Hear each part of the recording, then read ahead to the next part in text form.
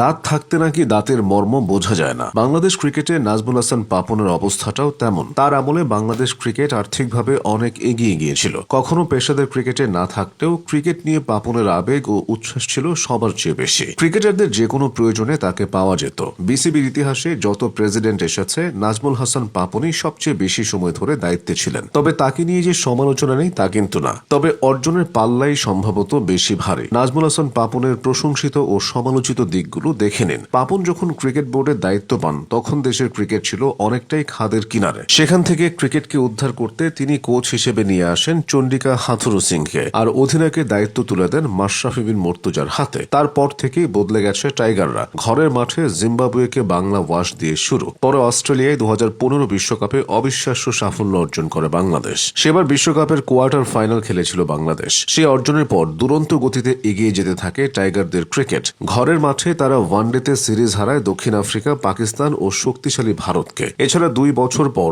ইংল্যান্ডে অনুষ্ঠিত ICC champions ট্রফির সেমিফাইনালে খেলেছিলেন মাশরাফিরা। 2016 সালে ঘরের মাঠে টি-20 ফরম্যাটের এশিয়া কাপেও ফাইনাল খেলে টাইগাররা। 2018 সালে দুবাইতে এশিয়া কাপের ফাইনালেও নাম লেখায় টাইগাররা। এমনকি নিজেদের ইতিহাসে ওয়ানডে র্যাঙ্কিং এর 6 নম্বর পর্যন্ত উঠেছিল বাংলাদেশ। ইংল্যান্ড ও অস্ট্রেলিয়ার মতো দেশগুলোকে টেস্টে হারায় বাংলাদেশ। আর সবকিছুকে ছাপিয়ে 2020 সালে অনূর্ধ্ব-19 বিশ্বকাপ নিয়ে আকবর আলীরা দেশে ফেরে। পাপনের আমলে এমন সাফল্যই দেখেছে বাংলাদেশের ক্রিকেট। তবে তার সবচেয়ে বড় সাফল্য হলো তিনি বিসিবিকে ধনী বানিয়েছেন। পাপনের আমলে বিসিবি সবচেয়ে বেশি আয় করেছে টিভি সম্প্রচার সত্ত্ব বিক্রি করে। আগে বাংলাদেশের ম্যাচের সম্প্রচার মূল্য ছিল কম, কিন্তু নতুন চুক্তিতে বিসিবি শত কোটি টাকার ডিল করতে শুরু করে। ভারত, পাকিস্তান, ইংল্যান্ড সিরিজ আয়োজন করে সম্প্রচার মূল্য আরো বাড়ানো হয়। এতে বিসিবির কোষাগার ফুলে ফেপে ওঠে। প্লেয়ারদের বেতন ভাতা বাড়ে। এছাড়া আকর্ষণীয় সব বোনাস তো ছিলই। তাই পেশা হিসেবে ক্রিকেটকে বেছে নিতে অনেকে দ্বিতীয়বার ভাবেননি। পাপনের সময় বিসিবি নিয়মিত স্পন্সর পেতে শুরু করে। Title sponsor, jersey sponsor, series sponsor ও গ্রাউন্ড স্পন্সর,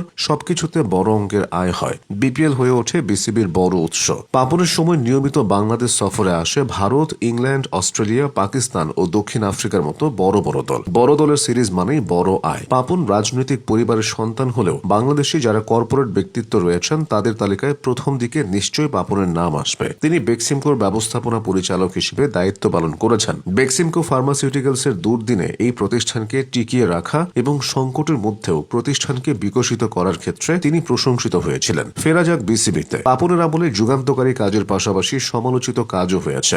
কাণ্ডে মোহাম্মদ আশরাফুলের নিষেধাজ্ঞা থেকে দের প্রস্তাব গোপন রেখে সাকিব আল হাসানের ক্রিকেট থেকে নির্বাসন ছিল পাপনের আমলেই। তাছাড়া বিপিএল এর নিম্নমান ঘরোয়া ক্রিকেটে আম্পায়ারদের বিতর্কিত সিদ্ধান্ত, পক্ষপাতিত্ব, একটি দলকে জেতাতে বিভিন্ন কসরত সহ নানা নেতিবাচক ঘটনার সাক্ষী হয়েছে দেশের ক্রিকেট। তামিম ইকবাল, মুশফিকুর রহিম, মাহমুদুল্লাহ রিয়াদ এবং সাকিব আল হাসানদের প্রজন্মের পর নতুন নেতৃত্ব তৈরি করতে দেরি হয়েছে বলে অভিযোগ আছে। পেস বোলার তৈরি, টেস্ট ক্রিকেটে মানোন্নয়ন এবং বিদেশের মাটিতে সাফল্য, এই 3 জায়গায় বাংলাদেশ উন্নতি করতে পারেনি তেমন। তবে এসব সীমাবদ্ধতার মধ্যেও বাংলাদেশের ক্রিকেটের আর্থিক শক্তি, অবকাঠামো উন্নয়ন এবং আন্তর্জাতিক সমীহ আদায় সবই হয়েছে পাপনের সময়ে। তাই সমালোচনা থাকলেও বাংলাদেশের ক্রিকেটের আধুনিক যুগের ভিত্তি গড়ে ওঠার পেছনে নাজমুল হাসান পাপনের ভূমিকা অস্বীকার করা কঠিন।